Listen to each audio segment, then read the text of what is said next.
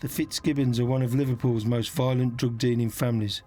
One evening they got involved in a trivial dispute at a nightclub that ended in all-out war with an equally notorious family led by one of Merseyside's most feared villains, Nicky Ayers. With Ayers that night was friend and fellow drug smuggler Kevin Mooney.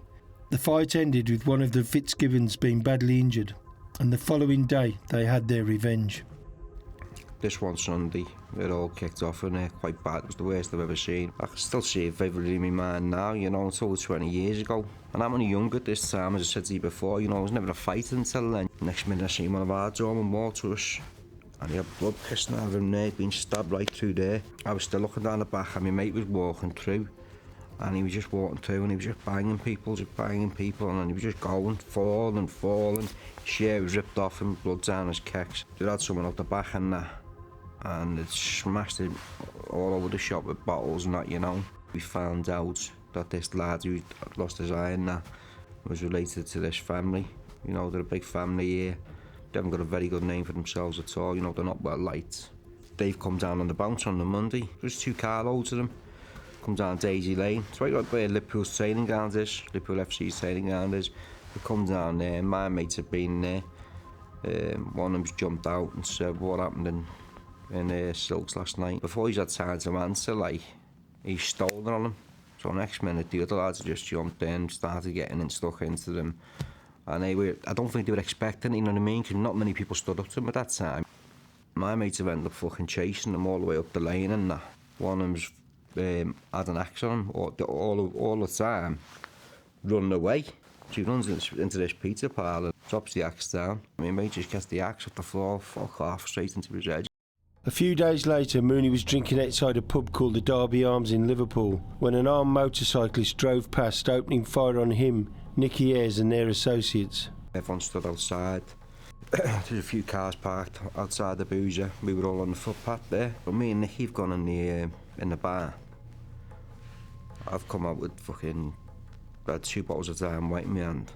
As we're coming out, the call had already been given that this is them. Me and Nicky walking out. I'm that side, this side here. Nicky's that side of me. The bike's coming that way, and I've just seen his face and that, and I just see it in that position. Then he's just gone boom, let the first one go, and I've just seen obviously the blue flame come out and that, and the first one hit me. I've gone to the left, ran left, and he's still firing. At first, I felt someone had just gone like that in the back of my leg, and then it just got worse and worse, and then fucking hell, it was like the burning set in. I said, look, and it gone right through. Found out it was a 45 that I'd been hit with. My mate who I worked for and that, he picked me up in his arms and that, carried me to the car, and he said, get him to fucking hospital now. When Mooney arrived at the hospital, the authorities telephoned his family. They phoned my mum, and obviously they wouldn't explain on the phone to my mum, who's your next of kin, give me mum's phone number, so they wouldn't explain what happened. You know what I mean? I'll just tell, you know, somebody's mother, sorry, your son's been shot, can you come down to Aussie? They said your son's been involved in an accident. So then she'd come to hospital and that, and said, what's happened? Have you been ran over or something? I said, no, I've been shot. And the look on her face was just like, you know, my son, you know, who I've raised and all that, and, you know, he's been shot, and I always remember, it's the most dreadful thing I've ever said in my life, and I said to her, I said, listen, if you want to start crying, you can fuck off, and I'll never ever forgive myself for the rest of my life. Despite suffering an horrific injury and massive blood loss, Mooney refused to cooperate with the police. But his adversaries appeared to be a lot more helpful after one of the Fitzgibbons was shot in a revenge attack. When I was in hospital, and as soon as they were there, the police and that, and I said, well, I'm not making a complaint. I signed the Bobby's handbook and that. They fucked off, took my arm guard off me. But then when he's in hospital, after being shot, he has an arm guard, and the whole time he's there, so what does that tell you? You know? There's a big difference. You know, I've made no complaints, my arm guard's gone, you know. I've got no proof that he made a complaint, but he had an armed guard the whole time he was there. So the suggestion is he did assist the police? Work it out for yourself. After making a full recovery, Mooney left Liverpool and settled in the Channel Islands, where he and Nicky Ayers tried to take control of the local booming drugs trade. They were eventually apprehended importing a batch of ecstasy and 30 kilos of cannabis. Mooney was in prison for 8 years, Ayers for 6. That was my first sentence and that. Going in with someone like Nicky who'd done numerous sentences and that. He gave me good advice from when we first went in there. He just said to me, listen, I don't want you fucking around in here. He said, I want you getting your head into education and stuff.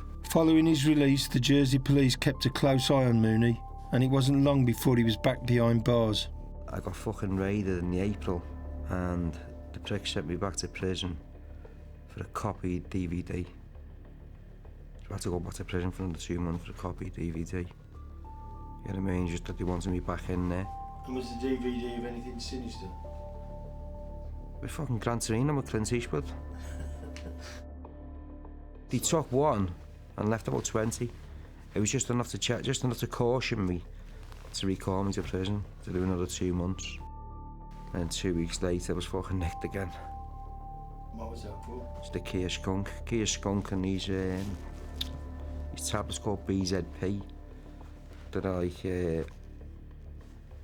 like a medical medicine type of ecstasy, you know.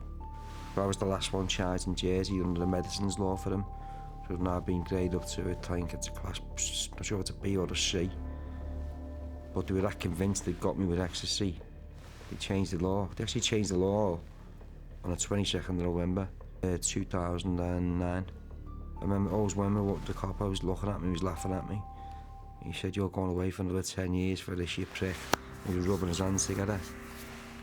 While Mooney yo-yoed in and out of prison, his friend Nicky Ayers returned to Liverpool, where he became embroiled in a feud about drugs with a man named James Pancake Taylor. Pancake earned his moniker because he is known as an extremely violent man that easily flips. In one incident, a man was stabbed in the hand. In another, somebody attempted to kill Ayers with a samurai sword. A transit van entered the car park and shots were fired at the swordsman. A few days later, Ayers and Taylor both pulled out guns before onlookers managed to calm the situation. That night, Ayers' pet dog was kidnapped, doused in petrol and set on fire. Then in April 2010, Ayers was shot dead outside his daughter's home. I knew, that he was, having bothered with someone and I always remember going to someone saying, this is going to end up bad, this, for one of them, I just come out of my cell, 30th of April 2010. I come out of my cell, and a lad shouts me down from the twos and said, have you seen the paper? And this was the local paper, the Jersey paper. And I said, no, what's in it? He said, come and have a look, you best come and have a look. And as soon as I read it, I knew. I had to go to the phone to confirm it, and I just said, go on.